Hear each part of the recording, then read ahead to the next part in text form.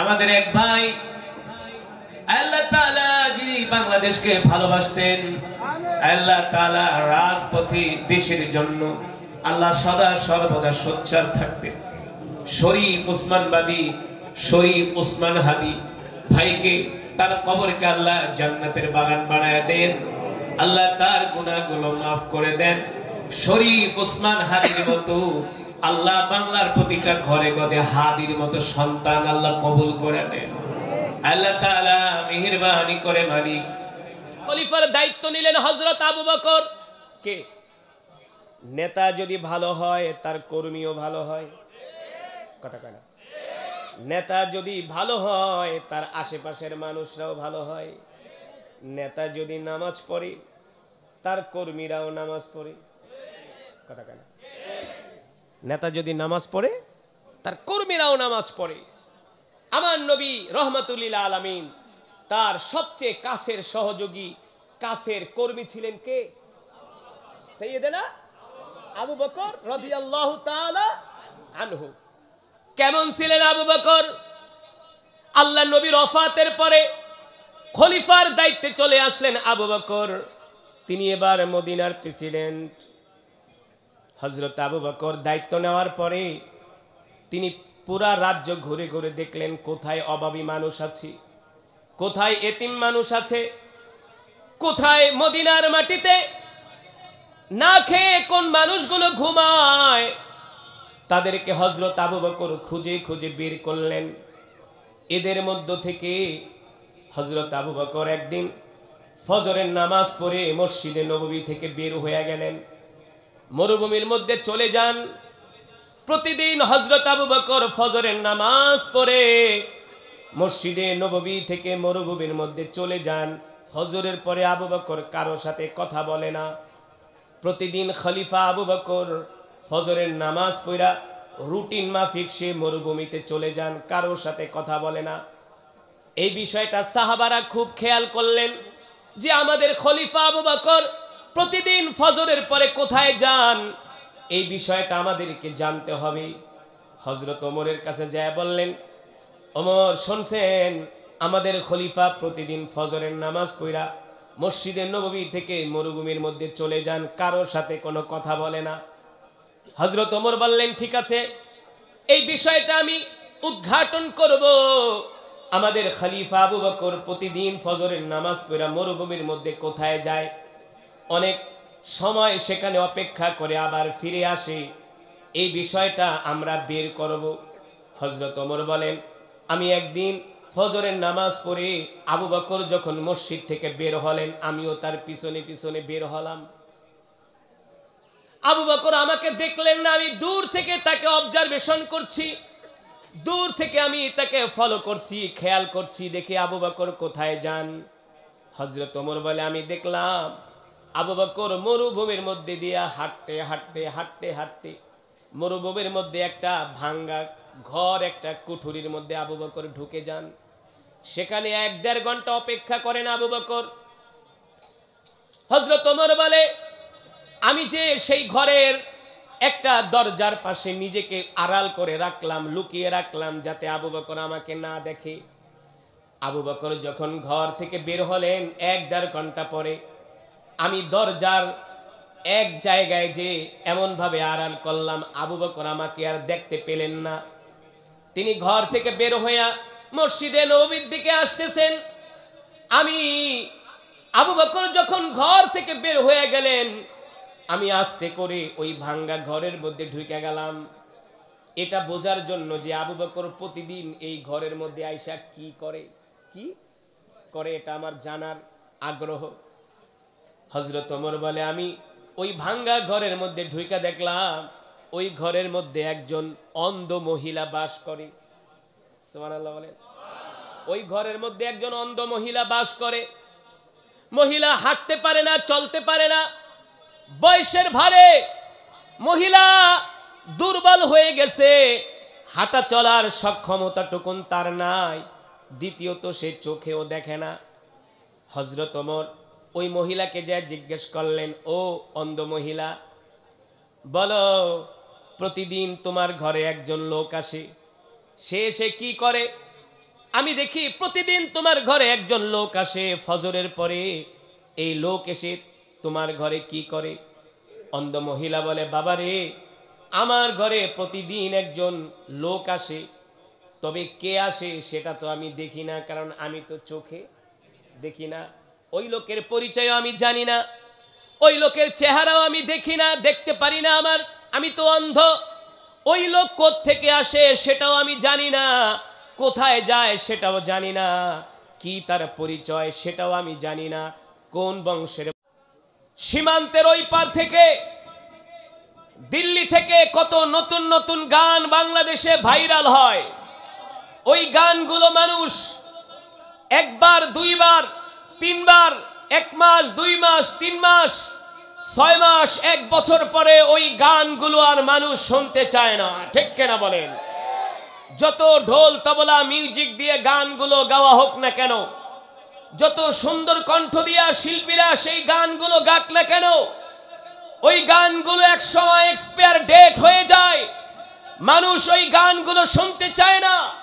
কিন্তু আমি যেই কোরআন যুবক তোমাদের সামনে পড়েছি, এই কোরআন সেই 1450 বছর আগে হেরা গুহায় বিশ্বনবী রাহমাতুল লিল আলামিনের উপরে এই কোরআন নাজিল হয়েছে। এই কোরআন শুধু একজন কারি সাহেব না, 2 জন কারি সাহেব না, 3 জন না, 5 জন না, 100 জন না, হাজার হাজার না, লক্ষ লক্ষ কারি সাহেব যদি আল্লাহর কোরআন পড়ে, কিয়ামত পর্যন্ত কোরআন যত পড়বে ততই কোরআনের মজা বেড়ে যাবে। ঠিক কিনা?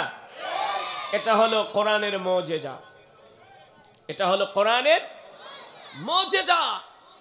এই কোরআন আল্লাহ তাআলা বিশ্ব নবীর উপরে নাজিল করেছেন।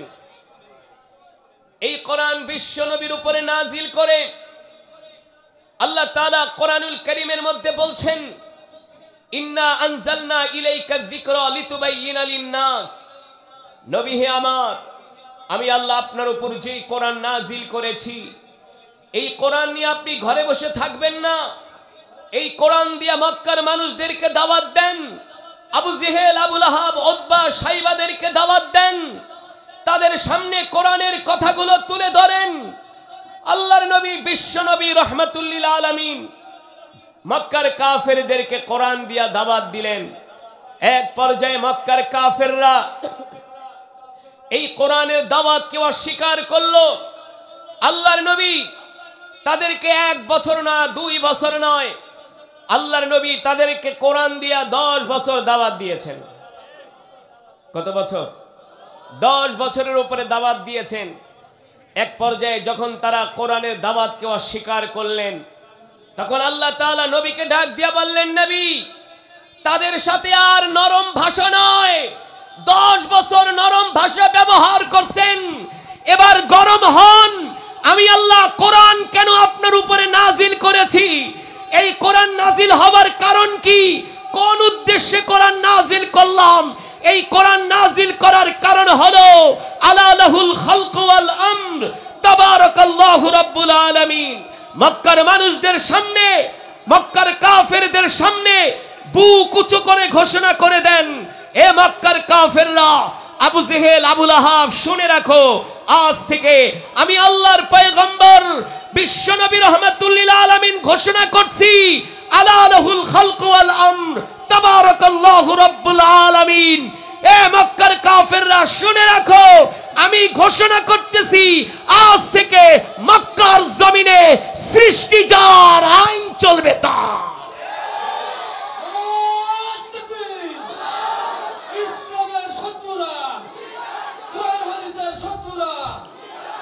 সৃষ্টি যার, কথা বলে না, সৃষ্টি যার, বিধান, জমিন যার, বিধান চলবে তার। ঠিক কিনা? এটা কোরআনের কথা। আলা লাহুল খালকু ওয়াল আমর, আলা লাহুল খালকু ওয়াল আমর। সৃষ্টি যার, জমিন যার, আসমান যার, আসমানের নিচে জমিনের উপরে আইন চলবে তার। আবু জেহেলের কোনো আইন চলবে না, আবু লাহাবের কোনো আইন চলবে না। ঠিক কিনা বলেন?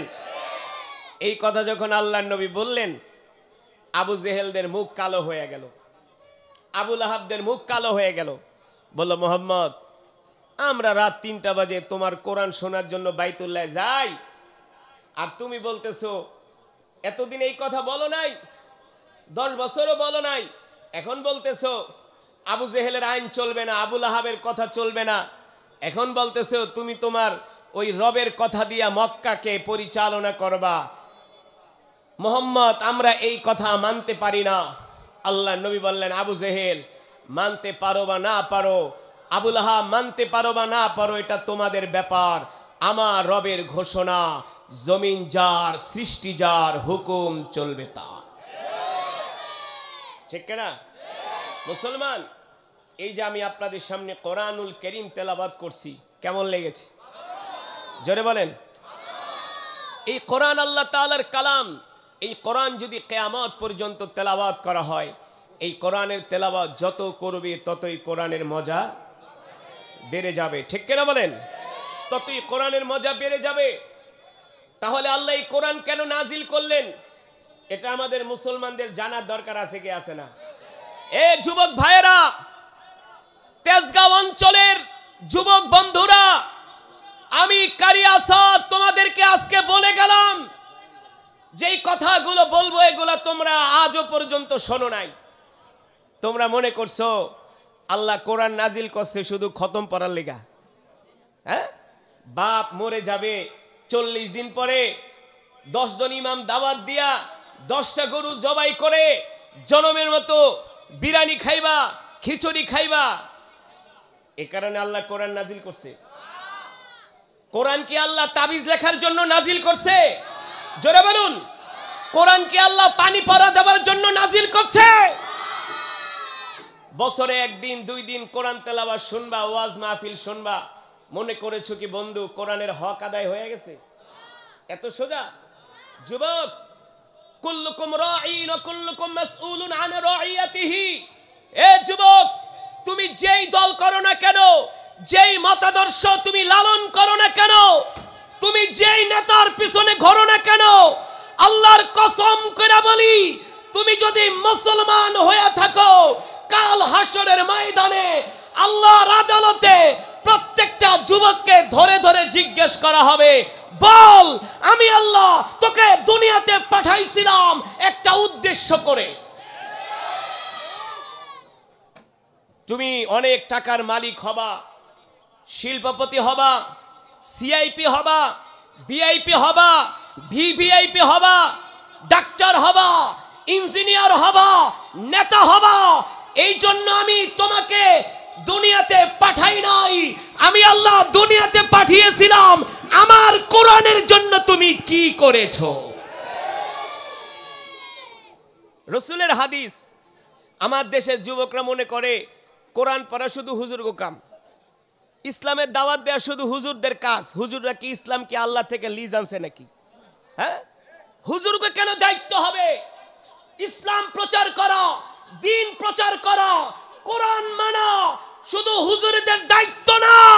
5 ওয়াক্ত নামাজ শুধু হুজুরদের জন্য ফরজ না, প্রত্যেকটা কালেমাওয়ালা মুসলমানের জন্য ফরজ। আল্লাহর জমিনে, এই জমিন কার? আমেরিকার? ভারতের? মোদির? এই জমিন মোদির না, এই জমিন ডোনাল্ড ট্রাম্পের নয়, এই জমিনের মালিক আল্লাহ। ঠিক কিনা? আল্লাহ তাআলা বলছেন, তোমাকে আমি দুনিয়াতে পাঠাইছি দায়িত্ব দিয়া, তুমি তোমার দায়িত্ব ঠিকমতো পালন করছো কিনা প্রত্যেকটা বান্দাকে আমি হাসরের ময়দানে ধরব। তুমি কলেজে পড়তে পারো, ইউনিভার্সিটিতে পড়তে পারো, তুমি স্কুলে পড়তে পারো, ডাক্তার হতে পারো, ইঞ্জিনিয়ার হতে পারো, আল্লাহর আদালতে তোমাকে জবাব দিতে হবে যে তুমি আল্লাহর জমিনে দ্বীন কায়েমের জন্য কতটুকু চেষ্টা করছো। গত সপ্তাহে নর্থ সাউথ ইউনিভার্সিটিতে, বাংলাদেশের নামকরা একটা প্রাইভেট ইউনিভার্সিটি, সেখানে আমার ডক্টর শেখ আহমদুল্লাহ, ডক্টর মিজানুর রহমান আজহারি, জাতীয় মসজিদ বাইতুল মোকাররমের খতিব আব্দুল মালিক সাহেব দামাত বারকাতুহুম, আমাদের একটা প্রোগ্রাম ছিল নর্থ সাউথ ইউনিভার্সিটিতে। নর্থ সাউথ ইউনিভার্সিটির যিনি head of control, chief founder, আমি যখন তেলাওয়াত করলাম তিনি মঞ্চে দৌড়ে আসলেন, আইসা আমাকে জড়ায় ধরে বলে, হুজুর এই ইউনিভার্সিটিটা আমি 32 বছর আগে শুরু করেছিলাম একটা গর্তের মধ্যে। তখন তো বসুন্ধরা আবাসিক এলাকা তো 32 বছর আগে ওরকম ছিল না, ছিল গর্ত, ছিল একটা বিরান ভূমি। বলে হুজুর বিশ্বাস করেন আমার ইউনিভার্সিটির বয়স 32 বছর, কিন্তু আমি কোনোদিন আজকে আপনার কণ্ঠে যেভাবে কোরআন শুনলাম আমি কোনোদিন এইভাবে কোরআন শুনি নাই বলতে হুজুর আমার শোনার সুযোগ হয় নাই, সেই পরিবেশে আমি ছিলাম না। কিন্তু আজকে কোরআন শুনে হুজুর আমি এতটা আবেগ আপ্লুত হয়েছি যে আল্লাহর কোরআন এত সুন্দর। শতে শতে যুবক নর্থ সাউথ ইউনিভার্সিটির ওরা এসে আমাকে জড়ায় ধরছে, বলে শেখ আজকে কোরআন শুনে হৃদয়টা ভরে গেল। আমি যুবকদেরকে বললাম, যুবক এই কোরআন শুধু তেলাওয়াত শোনার জন্যই নাজিল হয় নাই রে, এই কোরআন শুধু তেলাওয়াতের জন্যই নাজিল হয় নাই, এই কোরআন খতম পড়ার জন্য নাজিল হয় নাই, এই কোরআন এত সস্তা কোরআন না। কিছু মানুষ মনে করে হুজুরদের দাওয়াত দিমু খতম একটা পড়ায়া 1000 টাকা করে পকেটে ধরায় দিও আর হুজুর জিলাপির পোটলা নিয়ে খুশি, সে মনে করে কোরআনের হক আদায় হয়ে গেছে। কথা বলেন, বাংলাদেশের ম্যাক্সিমাম মুসলমানের এই ধারণা। তাহলে কোরআন কেন নাজিল হয়েছে এগুলো আমাদের জানার দরকার আছে কি আছে না? এই বিষয় জানার দরকার আছে কি আছে না?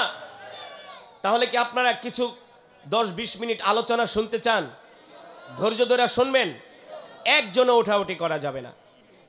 এখানে যদি আজকে একটা গানের অনুষ্ঠান হইতো দেখতেন পুরো এলাকা গরম হয়ে যেত।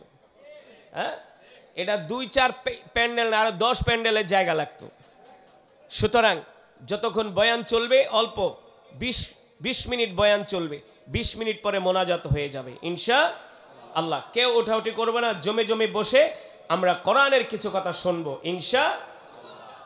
আসেন মুসলমান, আল্লাহ রাব্বুল আলামিন কোরআন কেন নাজিল করলেন? আল্লাহ তাআলা বিশ্বনবীর উপরে কোরআন নাজিল করে বললেন, ওয়ানুনাজ্জিলু মিনাল কুরআনি মা হুয়া শিফাউ ওয়া রাহমাতুল লিল মুমিনিন। নবী হে আমার, আমি আল্লাহ আপনার উপর যে কোরআন নাজিল করেছি এই কোরআন আমি মুমিনের শেফার জন্য নাজিল করেছি, এই কোরআন আমি মুমিনের মুক্তির জন্য নাজিল করেছি। এই কোরআন হলো আমাদের জন্য পথ প্রদর্শক, এই কোরআন হলো আমাদের জন্য একটা গাইডলাইন, এই কোরআন হলো আমাদের জন্য একটা গাইড বুক।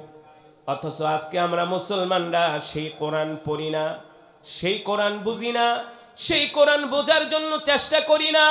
অথচ এই কোরআন এমন কোরআন, যুবক রান্নাঘর থেকে শুরু করে সংসদ ভবন পর্যন্ত চলার জন্য যা কিছু দরকার সব কিছু আল্লাহ গোটা 30 পারা কোরআনে বলে দিয়েছেন। ঠিক কিনা বলেন? আপনি কিভাবে কথা বলবেন এটাও কোরআনে আছে, আপনি কিভাবে খাবেন এটাও কোরআনে আছে, আপনি কিভাবে নামাজ পড়বেন, কিভাবে ব্যবসা করবেন, কিভাবে রাষ্ট্র পরিচালনা করবেন, কিভাবে আপনি অর্থনীতি পরিচালনা করবেন, কিভাবে আপনি বিচার ব্যবস্থাকে আপনি ইনসাফের সাথে বিচার ব্যবস্থা কায়েম করবেন, সব কিছু আল্লাহ কোরআনে বলে দিয়েছেন। ঠিক কিনা বলেন? এত সুন্দর কোরআন থাকতে আমরা সেই কোরআন মানি না। আজকে আমাদের দেশের আইন আদালত চলে ব্রিটিশের আইনে, ওই লাল চামড়াওয়ালা ওই ব্রিটিশদের আইনে আমাদের বিচার চলে। আমাদের হাইকোর্ট, সুপ্রিম কোর্ট, জজ কোর্ট সব চলে আমেরিকা, ইসরায়েল ওদের প্রেসক্রিপশনে। ঠিক কিনা বলেন? অথচ আল্লাহ তাআলা ঘোষণা করেছেন, যালিকাল কিতাবু লা রাইবা ফীহি হুদাল লিল মুত্তাকিন।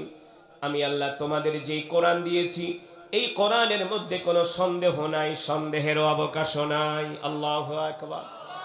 আমরা যদি কোরআন দিয়ে রাষ্ট্র পরিচালনা করতাম, এই দেশের মধ্যে মারামারি, কাটাকাটি, হানাহানি, হিংসা, বিদ্বেষ, ধর্ষণ, চুরি, ডাকাতি কোনো কিছু বাংলার জমিনে থাকতো না। ঠিক কিনা বলেন?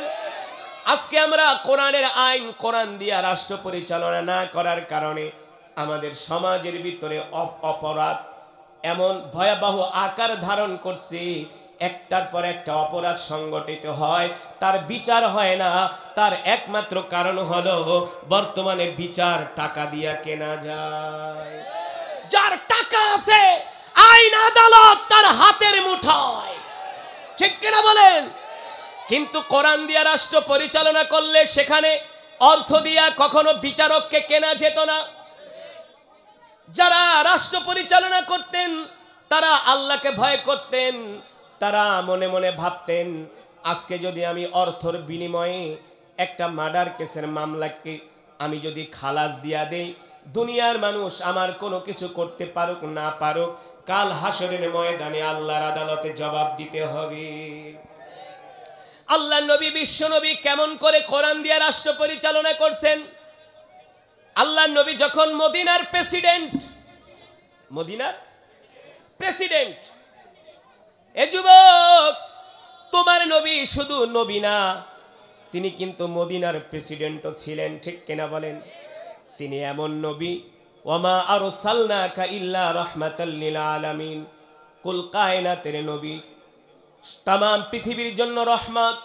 সেই বিশ্ব নবী মদিনার প্রেসিডেন্ট, মদিনার ক্ষমতা যার হাতে, মক্কার ক্ষমতা যার হাতে, তিনি হলেন রহমাতুল লিল আলামিন। আল্লাহ নবী মসজিদে নববীর বারান্দায় বসে আছি, বুখারীর বর্ণনায় আসছে, উট ভর্তি ভর্তি বিভিন্ন জায়গা থেকে খাবার আসতেছে, খাবার। ও যুবক, কেমন করে আল্লাহর নবী রাষ্ট্র পরিচালনা করেছিলেন, কি ছিল তাদের রাষ্ট্র পরিচালনার পদ্ধতি? আল্লাহর নবী মসজিদে নববীর বারান্দায় বসে আছেন, দূর দূরান্ত থেকে উট ভর্তি খাবার আসতেছে, খাবার স্তূপ হয়ে আছে মসজিদে নববীর বারান্দায়, শতে শতে খাবারের বস্তা। কিন্তু মদিনার প্রেসিডেন্ট বিশ্ব নবীর ঘরে 3 দিন পর্যন্ত চুলায় আগুন জ্বলে না। কয়দিন?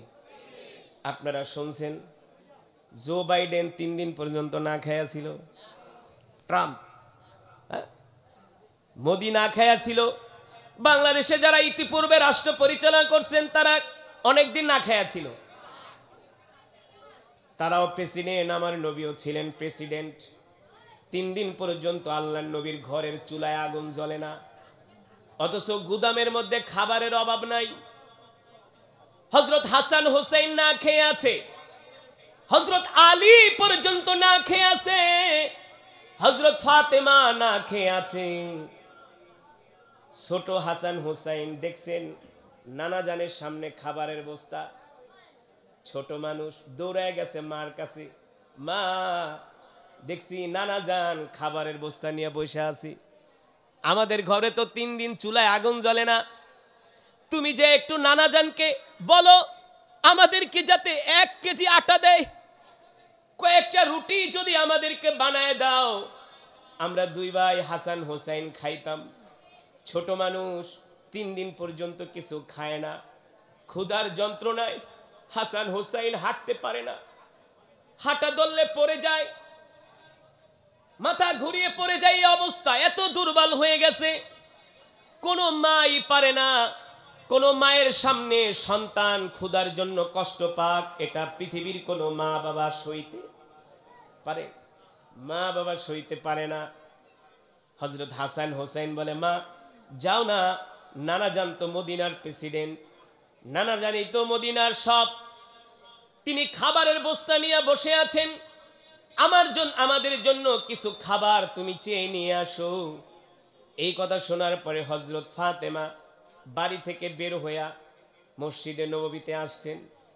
আয়েশা আল্লাহ রসুলকে বলেন, আব্বাজান আমি আপনার কলিজার টুকরা ফাতেমা, প্রেসিডেন্টের কন্যা।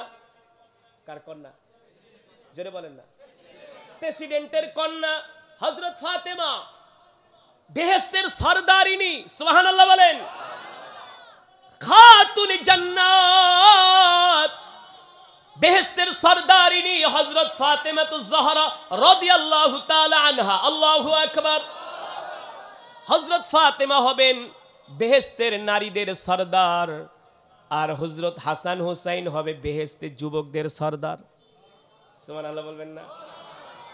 হযরত ফাতেমা এসে বলে, আব্বা জান, আপনি তো মদিনার প্রেসিডেন্ট, আমি আপনার কন্যা।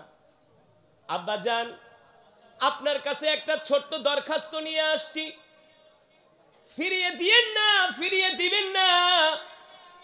আল্লাহ রাসূল বলে, ফাতেমা বলো বলো, কি দরখাস্ত নিয়ে আসছো? আব্বা জান, 3 দিন পর্যন্ত ঘরের চুলায় আগুন জ্বলে না, হাসান হোসেন না খেয়ে আছে, আলীও না খেয়ে আছে, আপনিও তো না খেয়ে আছেন। বেশি কিছু চাই না, 1 কেজি আটা দেন। কয় কেজি? জোরে বলেন। এ যুবক, ভালো করে শোনো, তোমাদের নবী, আমাদের নবী রহমাতুল লিল আলামিন কেমন শাসক ছিলেন। হযরত ফাতেমা বলে, 1 কেজি আটা দেন, কয়েকটা রুটি বানাবো, হাসান হোসাইন খাবে।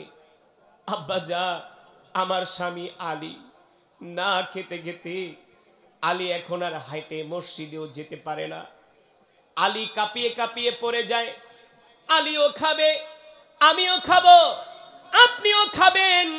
1 কেজি আটা দেন, কয়েকটা রুটি বানায়া 3 দিন পরে আমরা একটু খাই। আব্বা জান, ফিরিয়ে দিয়েন না। আল্লাহ নবী ডাক দিয়ে বলে, ফাতেমা রে শোনো, আমি তোমাকে 1 কেজি আটা না, আমি যদি তোমাকে 10 বস্তা আটাও দিয়া দেই, কারো কাছে আমার জবাবদিহি করতে হবে না, কারণ আমি মদিনার প্রেসিডেন্ট। আল্লাহ নবীর কি কারো কাছে জবাব দিতে হবে নাকি? কারো কাছে জবাব দিতে হবে না। কিন্তু ফাতেমা তুমি শোনো, এ ফাতেমা শোনো, তুমি আমার কাছে 1 কেজি আটা চেয়েছো, তুমি জানো না আমার অনেক সাহাবীরা বদরের যুদ্ধে শহীদ হয়ে গেছে, আমার অনেক সাহাবীরা উহুদের ময়দানে শহীদ হয়ে গেছে। ওই সাহাবীদের এতিম এতিম সন্তান আছে, ওই সাহাবীদের বিধবা স্ত্রী আছে, ওই এতিম সন্তানরা না খেয়ে আছে। যতক্ষণ পর্যন্ত আমি মদিনার প্রেসিডেন্ট মুহাম্মদ সাল্লাল্লাহু আলাইহি সাল্লাম ওই এতিম সন্তানদের মুখে খাবার তুলে দিতে না পারবো, ততক্ষণ পর্যন্ত মদিনার প্রেসিডেন্টের ঘরে 1 ছটাক আটাও যাবে না। আর আস্তে কোন সুবহানাল্লাহ। বর্তমানের প্রেসিডেন্টের মেয়েরা তো যায় বলে, আব্বা আমাদের আটা দেন না, বাজার করে দেন। কি বলে? প্রাডো গাড়ি দেন, ট্যাক্স ফ্রি গাড়ি দেন। আমেরিকা, অস্ট্রেলিয়া, কানাডাতে 100 কোটি টাকা দিয়া বাড়ি কিনা বেগম পাড়া বানায় দেন না। প্রেসিডেন্টের ঘরে খাবার নাই। হযরত ফাতেমা বলে, আব্বা জান ফিরিয়ে দিন না। আল্লাহ নবী বলে, ফাতেমা রে তুমি জানো না আমার অনেক সাহাবীরা, সাহাবীদের বিধবা স্ত্রীরা পর্যন্ত না খেয়ে আছে, তাদের ঘরে বাজার নাই।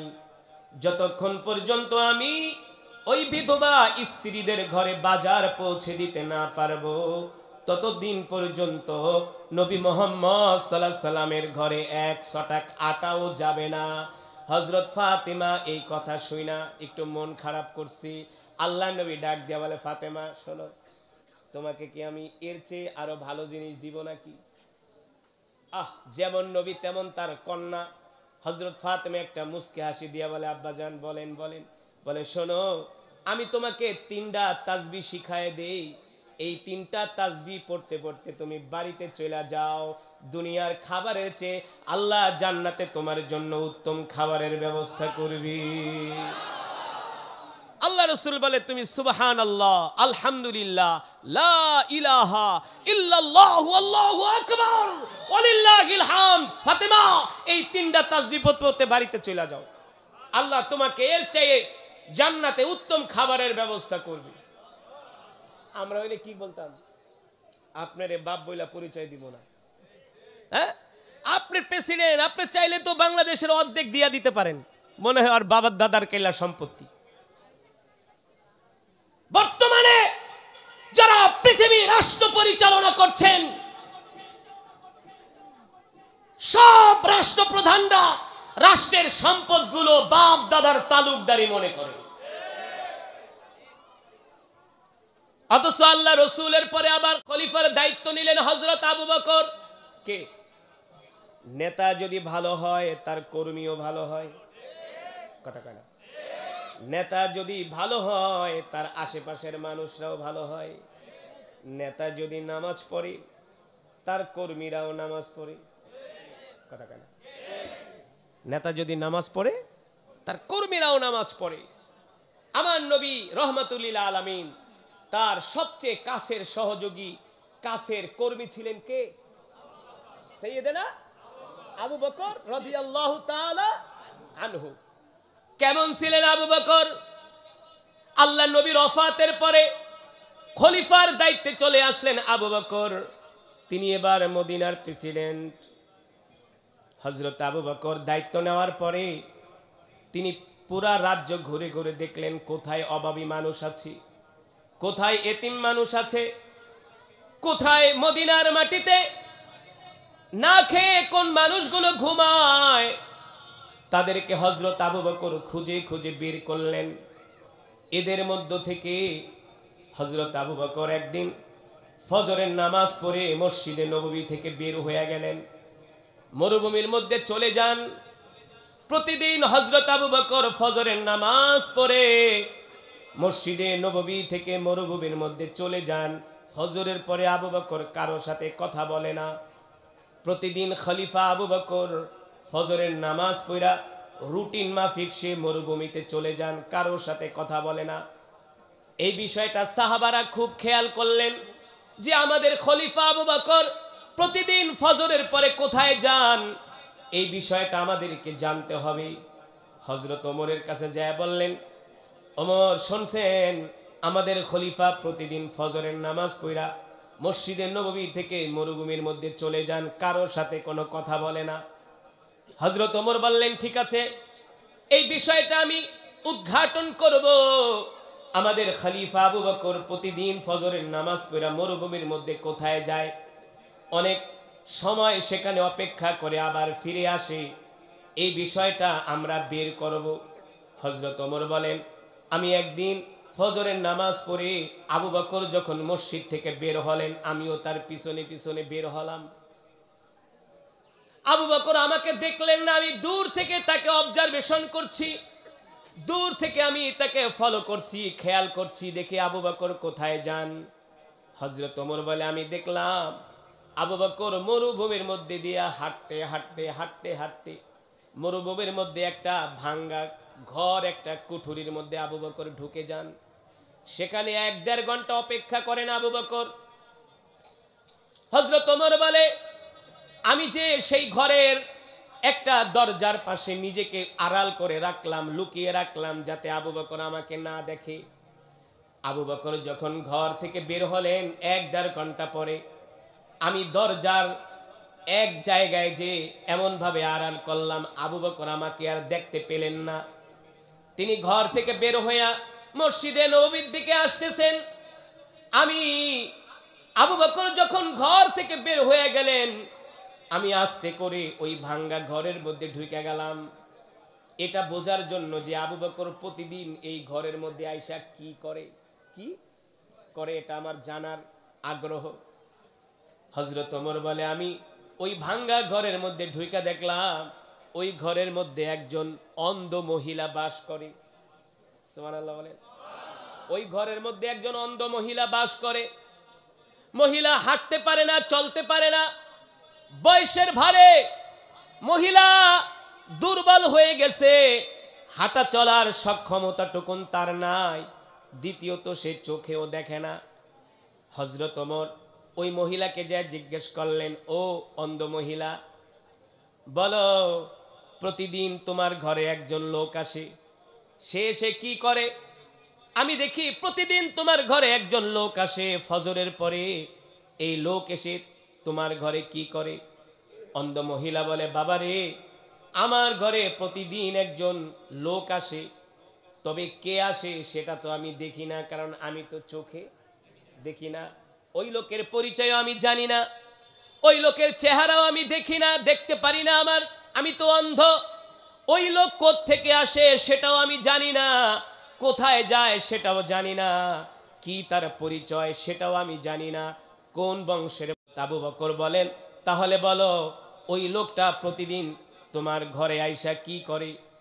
এবার অন্ধ মহিলা বলে, শোনো, আমি তো অন্ধ, আমি তো চলাচল করতে পারি না, আমি নিজে একা চলাফেরা করতে পারি না, রান্নাটুকুনো করতে পারি না, আমি আমার ঘরের কাজ কর্ম পর্যন্ত করতে পারি না।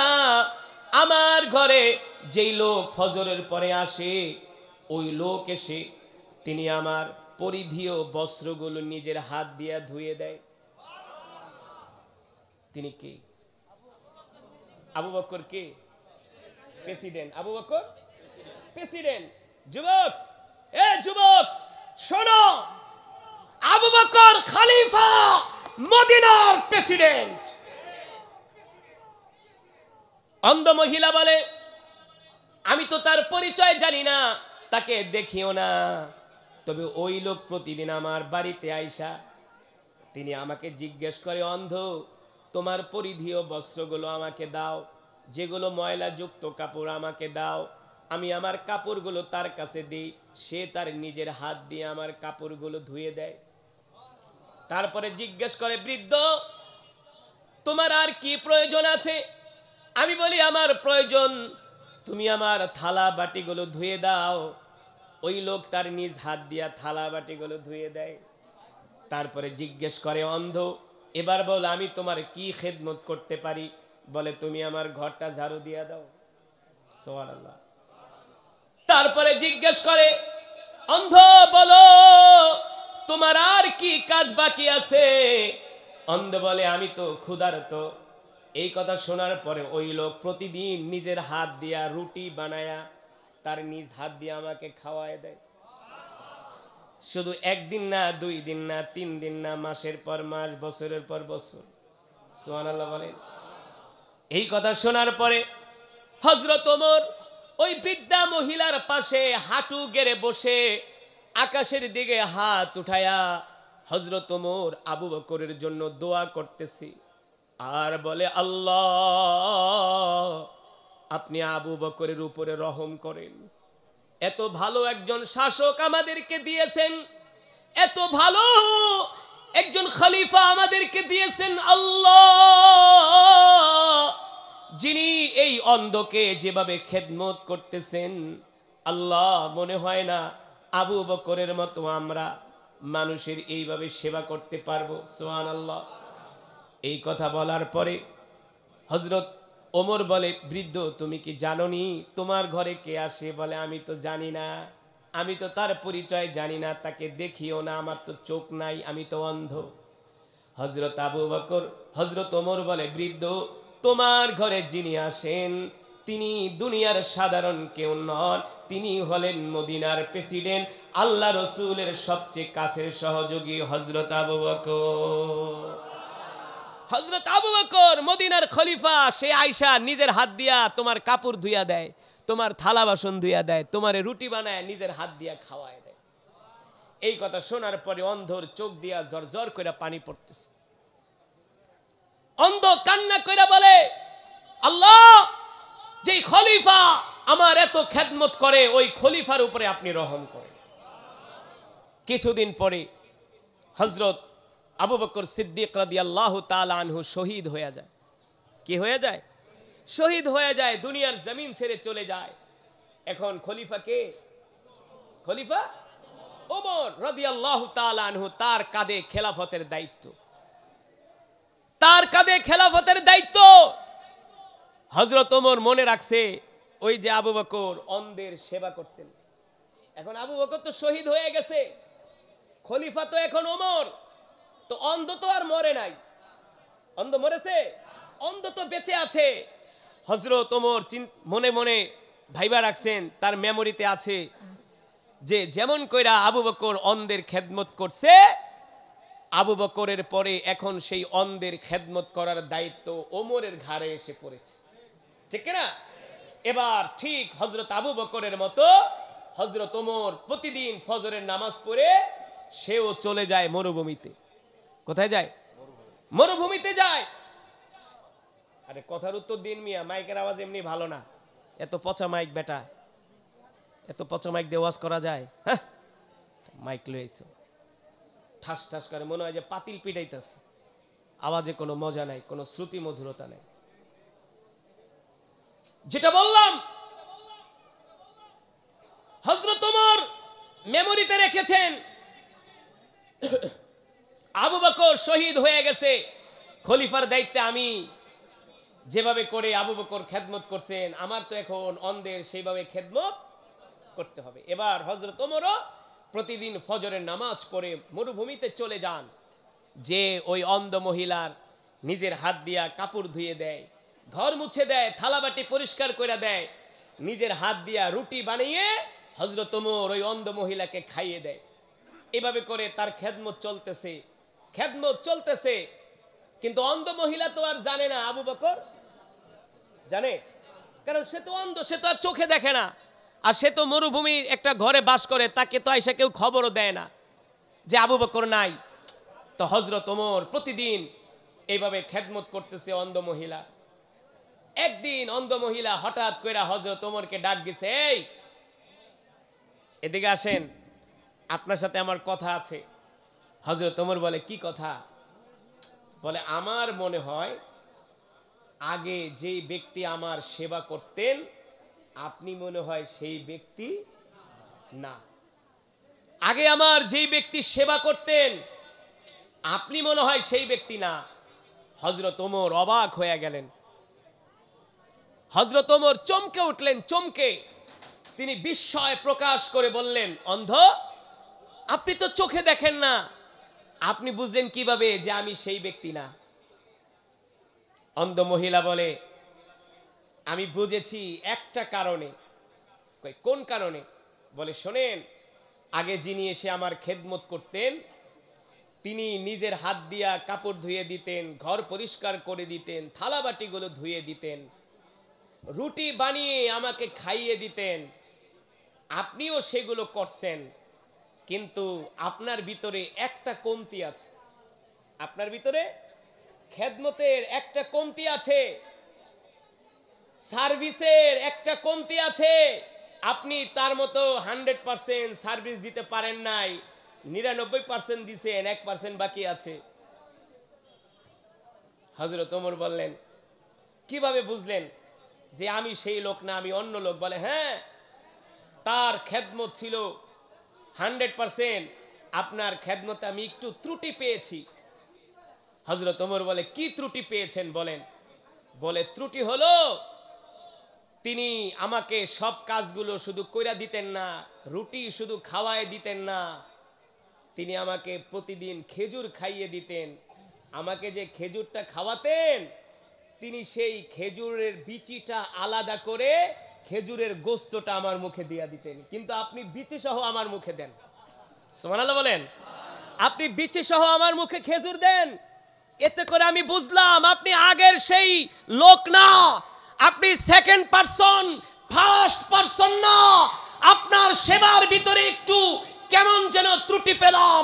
সে আমাকে প্রতিদিন খেজুরটা খাওয়াতেন, খেজুরটা ভেঙে বিচিটা ছাড়িয়ে আলাদা করে শুধু গোস্তটা আমার মুখে দিতেন, কারণ আমি তো অন্ধ, আমি তো খেজুর বাছতে পারতাম না, কিন্তু আপনি আমাকে খেজুর ঠিকই খাওয়ান, পুরা খেজুর মুখের ভিতরে দিয়া দেন, বিচি আমার বেছে খেতে হয়। এতে করে বুঝলাম আপনি সেই লোক না, আপনি অন্য লোক, আর আপনার খেদমতে একটু ত্রুটি আছে। এই কথা শোনার পরে হযরত ওমর ঝরঝর করে কান্না করে দিলেন, তার চোখ দিয়া ঝরঝর করে পানি পড়তেছে। দৌড়ায়া তিনি সাইয়েদনা আবু বকরের কবরের পাশে আইসা বলতেছে, আবু বকর, আপনি তো আবু বকর, আপনি ওই অন্ধ মহিলাকে যেইভাবে খেদমত করছেন, শুধু তার কাপড় ধুইয়া দেন নাই, ঘর ঝাড়ু দিয়া দেন নাই, রুটি বানায় শুধু খাওয়ায় দেন নাই, তিনি আমার বিরুদ্ধে অভিযোগ করলেন আপনি নাকি খেজুরের বিচি ছাড়িয়ে খেজুরের গোস্তটা তার মুখে দিয়া দিতেন, এইভাবে আপনি খেদমত করতেন।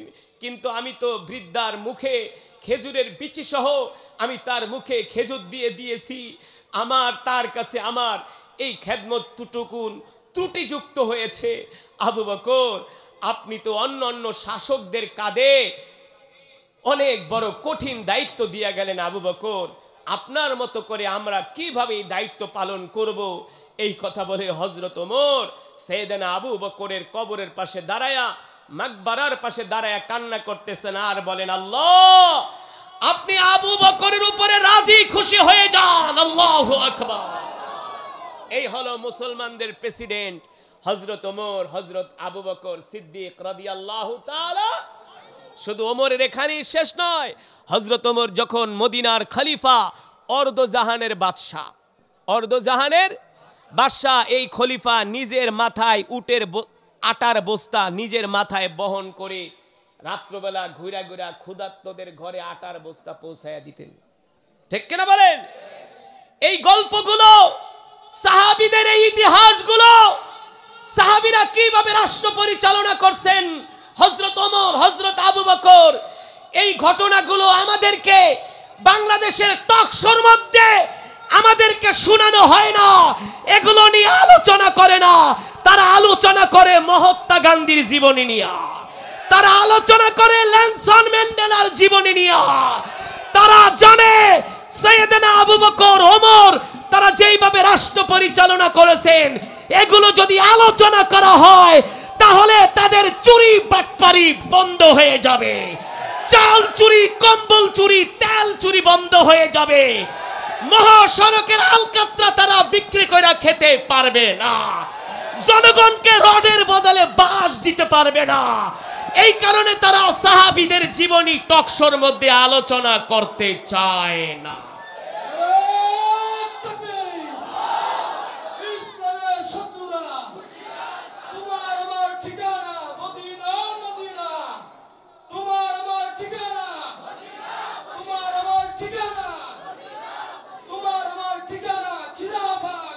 মুসলমান, আমি যে কথাগুলো বললাম, আমি আমার ব্যক্তি স্বার্থে বলছি না কোরআন থেকে বলছি, রাসূলের জীবনী থেকে বলছি। আমরা আলেম সমাজ, কাল কিয়ামতের ময়দানে আলেমরা যদি হক কথা না বলে, তাদের জিহ্বা টেনে ফেরেশতারা জিহ্বার ভিতরে লোহার পেরেক মেরে দিবে আর বলবে, তুই আলেম ছিলি, মুরগির রান খাইছস, হক কথা কস নাই। ঠিক কিনা? এই যুবকরাই বলবে হাসরের ময়দানে, আল্লাহ এই হুজুররা আমাদেরকে কোরআন তেলাওয়াত শুনাইছে, কিন্তু কোরআনে আপনি কি বলছেন সেগুলো আমাদেরকে বলে নাই। ঠিক কিনা বলেন?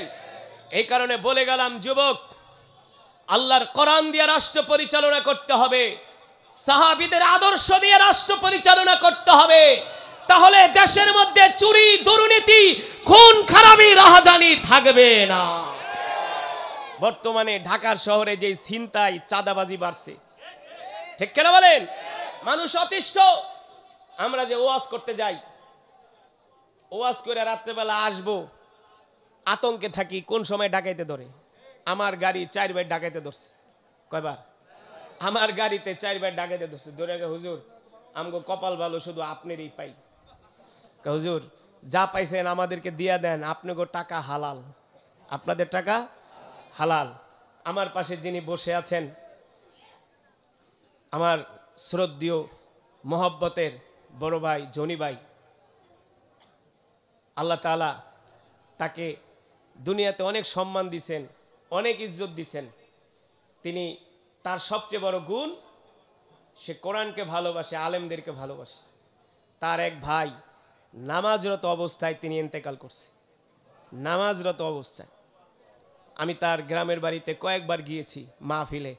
তার বাবা ছিলেন একজন আল্লাহওয়ালা বুজুর্গ, তার দেশে বিশাল মাদ্রাসা, অত্র অঞ্চলের এমন কোনো আলেম নাই যার সাথে তার সম্পর্ক নাই, শুধু অত্র অঞ্চলে নেই, ঢাকার শহরেও। তো জনি ভাই আপনাদের সামনে কিছু কথা বলবেন, ওঠাউঠি করবেন না, এই মোনাজাত না দিয়ে যাবেন না, বয়ান শেষ হয়নি, একজন উঠবেন না প্লিজ, বসেন, আরো বয়ান হবে, আরো কথা আছে। তা আপনাদের একটা মজার ঘটনা শোনাই। জনি ভাইয়ের বাড়িতে আমি ওয়াজে গেছি, তার বাড়ি থেকে আসতেছি, সে আমাকে তার গাড়ি দিয়া, তার গার্ড দিয়া, আমাদেরকে আর্মস টার্মস দিয়া নিরাপদে রাস্তায় পৌঁছায় দিছে। তো আইসা দেখি এক জায়গায় রাস্তার ভিতরে রশি টানানো, রাত 10টার পরে এই রাস্তায় চলাচল নিষেধ। পুলিশে জিজ্ঞেস করলাম ব্যাপারটা কি, রাত 10টার পরে চলাচল নিষেধ কে? হুজুর এই রাস্তায় রাত 10টার পরে ডাকাতি হয়। কি হয়? কি হয়? কথা কয় না, ডাকাতি হয়। আমি বলি ডাকাতি হয়, তাহলে আপনারা আছেন কেন? আপনাদেরকে জনগণ কেন বেতন দেয়? আমরা কেন আপনাদের বেতন দিই? কয় হুজুর কথা ঠিকই বলছেন, কিন্তু আমাদের আইনে আছে কোনো ডাকাত ধরলে আমরা তাকে গুলি করতে পারবো না। আমাকে গুলি যদি না করেন তাই ডাকাত কি আপনার মামা শ্বশুর নাকি যে আপনার কাছে এসে ধরা দিবে? বলে হুজুর কি বলবো, এটাই বাংলাদেশের আইন। তা আমি বললাম এই আইন যদি বাংলাদেশে হয়, এই আইন দিয়া কখনো জনগণের জান মালের নিরাপত্তা হবে না, দেওয়া সম্ভব না। এই গত 2 মাস আগে আমি ওমরায় গিয়েছিলাম। মক্কা শরীফ থেকে আমার একটা প্রোগ্রাম দাম্মাম থেকে ওরা আমাকে নিয়ে এসছে। আমি সন্ধ্যা 6টায় হারাম থেকে গাড়িতে উঠছি, বাইতুল্লাহ শরীফ থেকে যাব দাম্মাম। রাত 3টা বাজতেছে, গাড়ি মরুভূমির মধ্যে দিয়ে চলতেছে। 300-400 কিলোমিটার মরুভূমি, 2 সাইডে পাহাড় আর শুধু রাস্তা। একটা মানুষও নাই, একটা প্রাণীও নাই, একটা লাইটের আলোও নাই, শুধু যেই গাড়িগুলো আসে এই গাড়িগুলোর আলো। তা আমি হেল্পারকে ডাক দিলাম, এদিকে আসো, এত রাইতে গাড়ি ঠাড়ি চালাও এই মরুভূমির মধ্যে দিয়া, মিয়া কোনো সমস্যা হয় না? হেল্পার আমার হুজুর কি সমস্যা? আমি কয় বছর ধরে সৌদি আরব? হুজুর আমি তো আছি 20 বছর, আর আমার যে ড্রাইভার হ্যাঁ 36 বছর। আমি ড্রাইভারে জিজ্ঞেস করলাম, এই মিয়া গাড়ি চালান 36 বছর ধরে এই রাস্তায়, এমন মরুভূমি, রাত 2টা-3টা বাজে, কোনো সমস্যা হয় না? সে হুজুর কি সমস্যা? আমি বলি ডাকাতি হয় না। কি ডাকাতি? আমি বলি হ্যাঁ। আরে মিয়া যেই মরুভূমির মধ্যে গাড়ি চালান, এই মরুভূমি যদি আমাকে বাংলাদেশে হইতো তাহলে তো সকাল 10টায় ডাকাতি করতো, একেবারে লুঙ্গি ঠুঙ্গি খুললা রেখা দিত। বিশ্বাস করেন আমাকে সিলেট হাইওয়ে রোডে মাধবপুরে ডাকাইতে ধরছে, আমার জুতাটা পর্যন্ত লয়ে গেছে, গাড়িতে একটা বালিশটা পর্যন্ত লয়ে গেছে, কত বড় ছেঁচড়া। আমি ড্রাইভারে বললাম, মিয়া এই মরুভূমি যদি বাংলাদেশে হইতো রাত 3টা লাগতো না, সকাল 10টায় কাম সেরা ফেলাইতো। হুজুর ডাকাতি তো দূরের কথা, কোনো শয়তানও আপনার দিকে ভুলেও তাকাবে না। বলে এখন ডাকাতি করবে, ওরে 24 ঘন্টার ভিতরে ধরে ফেলবে, ধইরা স্টেডিয়ামে নিয়ে হাজার লক্ষ জনতার সামনে আর হাতের কবজি কেটে দেওয়া হবে। এটা হলো কোরআনের আইন, এটা হলো কোরআনের। সৌদি আরবে তেমন কোনো কোরআনের আইন নাই, 1, 2, 3টা কোরআনের আইন আছে। চুরি করলে চোরের হাত কেটে দাও, জিরো টলারেন্স, কোনো সুপারিশ চলবে না, কোনো কথা চলবে না। চুরি করছে ধরা খাইছে, হাত কেটে দেওয়া হবে। এই কারণে সৌদি আরবে কোনো চুরি ডাকাতি। তবে বর্তমানে আমি ড্রাইভারে বললাম, মিয়া রিয়াদে যে বাঙালিকে অপহরণ করে, হুজুর বাঙালিদের যে অপহরণ করে এটা বাঙালিদের করে, কোনো আরবি না, বাঙালিদেরকে করে। এই কারণে বলবো বিশ্বাস করেন, আল্লাহর কসম খেয়ে বলি, যতই আমাদেরকে নতুন নতুন গল্প শোনাক না কেন, এই হবে সেই হবে, এটা হবে সেটা হবে, আল্লাহর কোরআনের আইন ছাড়া এই দেশে কোনোদিন শান্তি আসতে পারে না, আসবেও। এই কারণে আমরা দোয়া করি আল্লাহ তাআলা বাংলার জমিনে কোরআনের শাসন প্রতিষ্ঠা করার তৌফিক দান করুন। এটা আমার তামান্না, আকাঙ্ক্ষা। আপনি যদি বলেন হুজুর আমি আপনার আকাঙ্ক্ষা তামান্নার সাথে এক নাই, আপনি নাও যদি পারেন, কোনো কারণে আপনার মনের ইচ্ছা কিন্তু থাকতে হবে যে আল্লাহ যদি এই দৃশ্যটা দেখতে পারতাম, বাংলার আকাশে, বাংলার সংসদ ভবনে কোন দিন কালেমার পতাকা পথ করে উঠতেছে, এই দৃশ্য যদি দেখে যেতে পারতাম তাহলে কলিজা ঠান্ডা হয়ে যেত। এই কথা যদি আপনি বলতে পারেন তাহলে আপনি মুমিন। আর যদি এই আকাঙ্ক্ষা তামান্না আপনার দিলের মধ্যে না থাকে, আপনি মুসলমান হয়েও নামাজ রোজা কইরাও মরার পরে আপনি মুরতাদ হয়ে মরবেন। আমি কথাটা বলে গেলাম। এই কারণে আমাদের দিলের তামান্না হলো আল্লাহর জমিনে আল্লাহর দ্বীন কায়েম হয়ে যাক। ঠিক কেন বলেন? আল্লাহর জমিনে আল্লাহর দ্বীন কায়েম হয়ে যাক। যাদের দ্বারা বাংলার জমিনে আল্লাহর দ্বীন কায়েম হবে, যাদের দ্বারা, যেই দলের দ্বারা, যেই নেতার দ্বারা, আল্লাহ তাআলা তাদের উপর রহম করুন বলি আমিন। এই বাংলাদেশের উপর রহম করুন বলি আমিন। আল্লাহর বান্দারা, আমরা এখনই মোনাজাত দিব। মোনাজাতের আগে আপনাদের সামনে আজকের মাহফিলের সম্মানিত সভাপতি, আমাদের পরম শ্রদ্ধেয়, আমাদের মহব্বতের, যিনি আলেমদেরকে অনেক ভালোবাসেন, আমাদের বড় ভাই, তিনি আপনাদের সামনে বক্তব্য রাখবেন। তারপরে ইনশাআল্লাহ মোহাম্মদ হোসেন জনি শিকদার সাহেব, managing director Regnum resource limited, সভাপতি রোজা গ্রিন সোসাইটি, আপনাদের সামনে আমাদের আজকের মাহফিলের সম্মানিত সভাপতি সাহেব বক্তব্য রাখবেন। মোনাজাত হবে, তারপরে আমরা একসাথে যাব, বাড়িতে যাব, আমরা আমাদের মা বাবা আত্মীয় স্বজন পরিবার পরিজনের জন্য আমরা দোয়া করে একসাথে বিদায় নিব। রাজি আছেন ইনশাআল্লাহ? এর আগে কেউ উঠাউঠি করবেন না, বসেন, মোনাজাত না দিয়ে যাবেন না। শোনেন, আজকে একটা কথা বলা যায়, মমিনের সবচেয়ে বড় হাতিয়ার হলো দোয়া। মমিনের সবচেয়ে বড় অস্ত্র হলো কি? দোয়া, দোয়া, দোয়া। ওই দিন একটা ঘটনা পড়লাম, সিরিয়ার কারাগারে একজন বন্দীকে জিজ্ঞেস করা হলো, 20 বছর কারাগারে ছিলা, কি খাইতা? বলে, যখন ক্ষুধা লাগতো আল্লাহর কাছে দোয়া করতাম, দোয়া করলে পেট ভরে যেত। সুবহানাল্লাহ বলেন। এ কারণে দোয়া না করে যাবেন না, আমরা সকলের জন্য দোয়া করবো ইনশাআল্লাহ। আমি সম্মানিত সভাপতি সাহেবকে বিনয়ের সাথে আহ্বান করছি তার গুরুত্বপূর্ণ বক্তব্য দেওয়ার জন্য।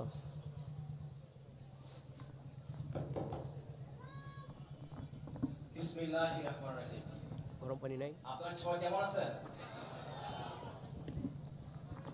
এই বরকতময় ইসলামী মাহফিলে উপস্থিত আমার পিতৃতুল্য মুরব্বিগণ, অঞ্চলের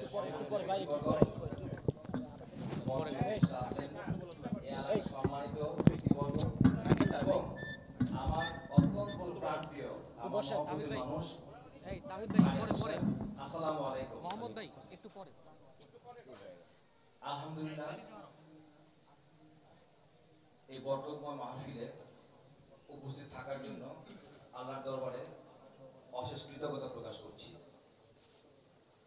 আসলে আজকে আপনাদের পাশে যে ইসলামিক ধর্মীয় অনুষ্ঠান করে মালিক আমাদের এই প্রিয় মাতৃভূমি জন্মভূমির উপরে রহম করেন আল্লাহ। জালেমের জুলুম, শত্রুতমি থেকে আমাদের দেশ, আমাদের জনগণকে হেফাজত করে আল্লাহ তাআলা।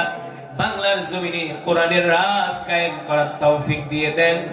কোরআনের রাজ কায়েম করার জন্য আল্লাহ আমাদের জান মাল, আমাদের সময়, আমাদের রক্তকে কবুল করে আল্লাহ তাআলা। মেহেরবানি করে মালিক আমাদের এক ভাই আল্লাহ তাআলা যিনি বাংলাদেশকে ভালোবাসতেন, আল্লাহ তাআলা রাজপথে দেশের জন্য আল্লাহ সদা সর্বদা সোচ্চার থাকতেন।